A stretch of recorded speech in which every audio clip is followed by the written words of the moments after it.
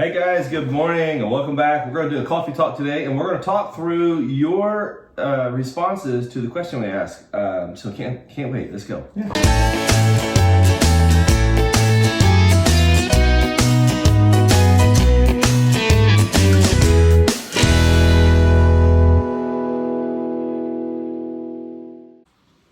Wow, so man, the feedback we received, Josh, from just the ask, what do you like? What should we do? We need your help. And the feedback was pretty awesome. Yeah. So many people commented. So many comments. We had great over input, great 167 comments, I think, on that post. It's great. Yeah. And you know, that's the cool thing about it was, who doesn't like constructive criticism or guidance or whatever it is in your life? If you're asking, you know, you're trying to figure out what to do, how people like things, what they like, what they're doing. I mean, it's pretty awesome. It's good to read them all. Yeah, different perspectives. Yeah, it's great, and so many. So many people like different things, and it's really cool. What it helps us is just the things that we've learned from keep doing a lot of different diversity in our in our daily videos. Continue to keep up the different ideas, different thoughts, different ways we film, different people in the filming, and really focus in again on what we do, buying and selling antiques. Any kind of educational components we can do. And a lot of folks love our family. There's a few comments on there. They're like, I like just straight antiques, but for the most part, the last 30 days has been a pretty good example of I think the approach we want to do going forward. Shoot for 15 to 20 minutes a day. Right. One of the things I picked up on was the repetitiveness of the same thing every day. I try not to do that. So I need to try and really focus some of that repetitiveness away and just to improve our channel. Well, when you say that, though, we are all creatures of habit. True. In one way or another, we don't like change. As much as we want change, we don't like it. Like when we're asked to do something different. But you kind of got to get enthralled in it and like it and do it. Sometimes we get to film, we get to doing stuff, and we're like, okay, we have to make sure if this is something that people would want to see. So we got to stop what we're doing kind of a little bit, kind of make sure we're getting the content out that we need to get out. Yeah. But it's fun. And there's sometimes that we can't film. Yeah, I mean, there's a lot of situations we don't film. Yeah. And people would say, didn't want you to film today. You do not mind filming here. Yeah, that happens. That happens to us weekly. Yeah. So, it's no big deal. We work around it. We definitely. Sometimes people say, we didn't get to see the rest of that. Well, that's because. Sure. Yeah. And I completely understand that with people. Absolutely. 100%. One of the things I really respect that was commented was just the true concern that we don't overwork ourselves and don't overdo it. And from the perspective of the camera, you don't see our downtime because we don't film the downtime. Yeah. You know what I mean? Like, we don't film the time when we're not doing stuff. Right. And so I could see how that could become a very, just someone watching from the outside. Right. I mean, these guys are just going at it. They don't ever take time for anything. And that's just not accurate. There are days, there are weeks or months that it's like, man, it's Groundhog Day. We're at it. But on the same side of that, I think all of us do a great job making sure that we're continuing our family life and everything that we do is involved with that. Yeah. You guys are the same way. Your family's wrapped up in what you do as well. So we definitely have a lot of that time as well. Yeah, like James said, sometimes you're not seeing it, but we're with our families. We're doing things. We're doing family activities. But I understand what they're saying. There's days that it is like Groundhog Day. It's like a grind. But on the other side of that, I know we love what we do, and it's fun being around each other. And so I think that. Well, sometimes, Josh, I'm at home and like, the kids are all gone. Silka wants to watch something on TV or do something that's that I'm not involved with, whatever. And for her time, now. She's like, yeah, I like doing this. Let me do my thing. And I get bored. And I'm like, well, I don't really feel like reading this late at night. I'm gonna go do a Whatnot show. Yeah, he got bored and then decided, well, heck, I can. Whatnot's my life now. But that makes it sometimes look like they don't ever stop working. But it's not necessarily just working. Yeah. Well, heck, talking about downtime. Yesterday, we after church, come back to the house, had some dinner, and I had some downtime right on your couch. I was down for about 2 hours. He fell asleep for 2 hours sitting here yesterday. Oh yeah, I was down, out. I woke up and I was like, "Is it tomorrow? What happened? Where is it?" Yeah, that's true. No, and that's really important. I love that you guys, so many of you mentioned that. Just make sure you're taking care of yourselves, because that is absolutely true. And you guys the same. You know, I mean, everybody has different situations. You know, we Balance is key. We call our segment the faith, family, friends segment, friendship segment for a reason. Is you got to keep that balance and those priorities right, and it kind of helps us maintain that. You know, yesterday, most of you guys don't know this, but like yesterday, I love going to church early. I got there at 6:45 a.m. and didn't get out till 1. You know, and I was getting fueled all day, like all morning. I was like 6 hours or something when we were there, and.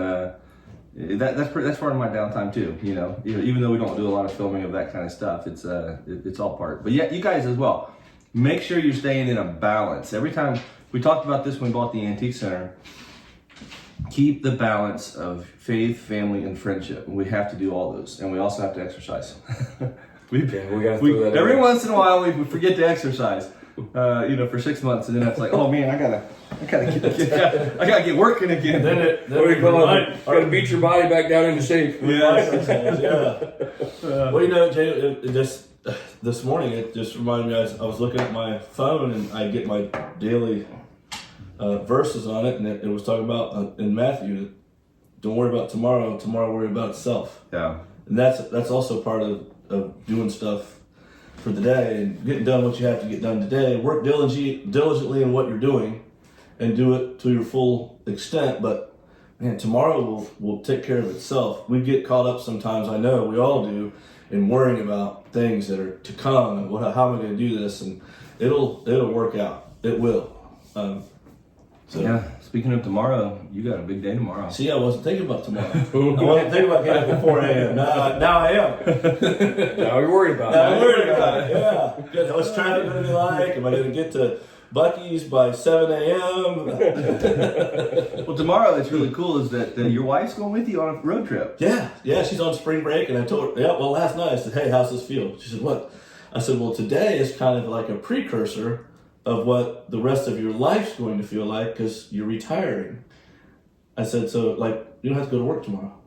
She's like, I know, I was just thinking about that. Because it feels weird. This is her last spring break. Yeah, last spring break. So, but that's also a thing that she'll be able to be more involved with it now because she is retiring. That's awesome. And we'll be able to spend more time together when we have time to do that. Because we won't be like, well, we've got to do this, we've got to do that. You free up a lot of time when you quit or retire your main job and go to the next one. Yeah. Well, something that we've kind of thought through that we're not going to do is film. A lot of times I don't film on Sundays in the past, except the 30-day grind. I was working some on Sundays, but Sundays don't do a lot of filming, so I'm not going to really film much on Sunday. We'll do our coffee talk gathering like this Monday morning, and today's Monday morning. What's interesting is we can film this and then upload it and then go and work the rest of the day. So, and that gives me all day Sunday where we don't have to film anything. Because I don't want to get up Sunday morning and have to edit a video by any means. No. Well, yeah, that's a chore. I mean, people talk about, well, just, why don't you just do this or film that, or that's the amount of time you put in to getting it out is a lot of time. Yeah, it takes some time. I'm faster at it. What I do for our Saturday or our Sunday morning video that we do post is I actually edit that Saturday night when I get home from work. I come in and I get that done. I'm still wound up from being at the Heart all day, and it takes me a while to unwind. And so I'll come home and I'll edit that video out. By the time I get it edited out, it's usually like, okay, I need to go and like breathe, watch some TV, read a little bit, do something. So that works out. So. But that's going to be our goal is going to be this, guys. We are going to continue on for the next 30 days and try to see how this works.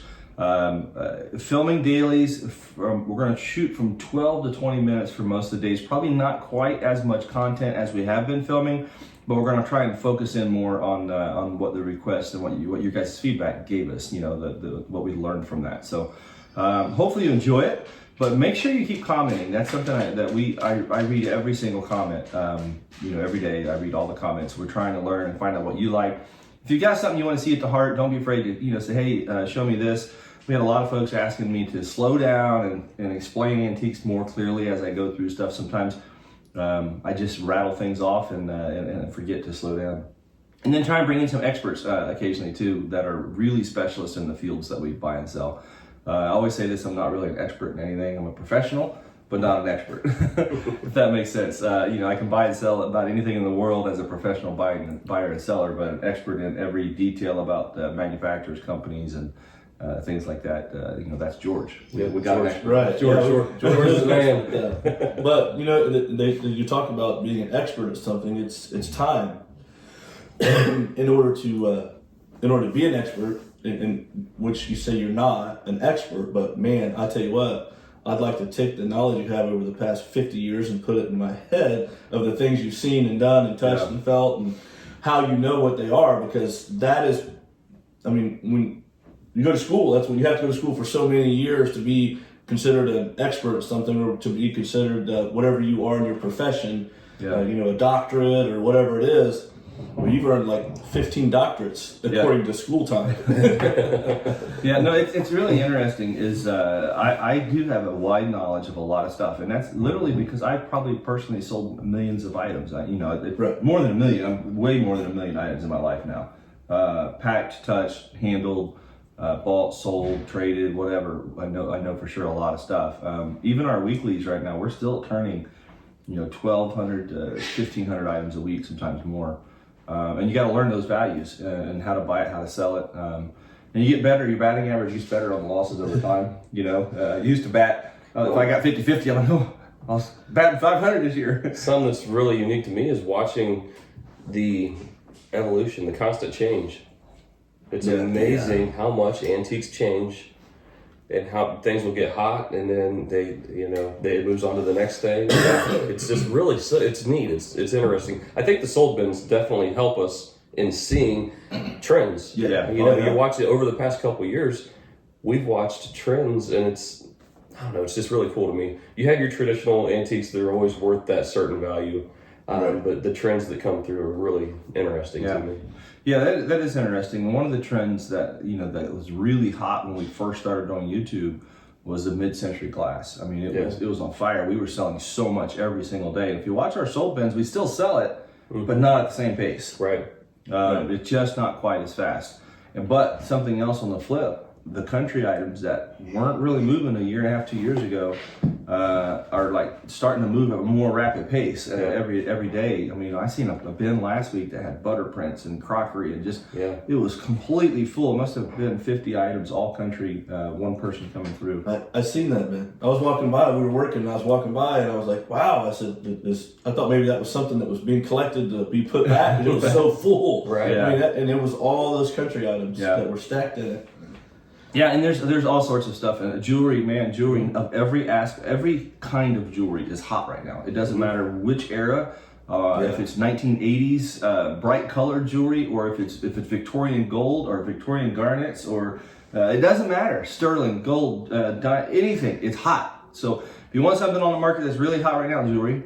If you're out in the house and you're looking around trying to figure out what to buy and there's nothing there, look for jewelry. It's the hottest thing on the market that I see. That's why we sell 700 pieces a week. I was going to say, on the difference, or on the other side, now I could be wrong on this, but it's something that we've I haven't been picking up as much as the kitsch items. It's kind of changed from buying or looking for kitsch. It kind of flattened out. Like we were selling a lot of that on Whatnot, and a lot of that true kitsch is that what I understand of kitsch. I'm not an expert in kitsch. Me either. Kate's the expert. No, just on what I have been shown. But but we see at first we were able to pick it up even out of the mall at retail levels, put it on Whatnot and move it and make 20, 30, 40% on some of it. And now it doesn't really. I lose money every time I buy one out of the mall now. Right. Oh, that's going to lost $10 on that, whatever. Go on. Right. But yeah, you're right. That's another change is the kitsch for sure.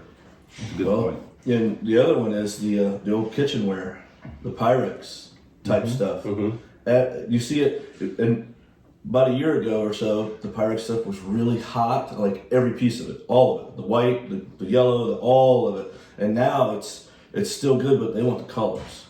the certain yellow, patterns, or certain patterns. collections, and finishing. Right, to finish out the collections that they have, it's the patterns that The more unusual pieces. More unusual pieces, and they're still buying them. I mean, I like last week I seen a whole bunch of it going out, but it was the yellow. It was different kinds of something different because, and it's getting harder to even get because everybody knows what it is. I mean, that somebody wants it now, and every piece you see is like, okay, well, you can't buy that. That's expensive. It just reminded me, I had bought Emily a Wagner ware pot, one of the big ones. She was like, I want one. You know, we used to cook on it when we were young.